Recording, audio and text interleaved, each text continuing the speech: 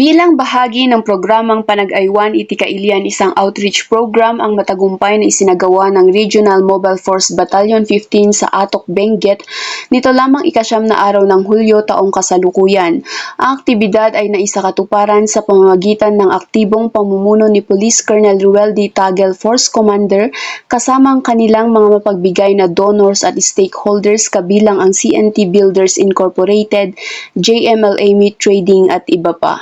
Itinampok sa aktibidad ang pagbisita ng mga kapulisan sa dalawang benepisyaryong may karamdaman kung saan personal na iniabot ng manasabing grupo ang bagong wheelchair, isang sako ng bigas at mga relief goods sa dalawang benepisyaryo na labis namang ikinatuwa ng mga ito. Layunin ng proyektong ito na palakasin ang ugnayan ng kapulisan at ng komunidad sa pamamagitan ng pagbibigay ng tulong sa mga nangangailangan.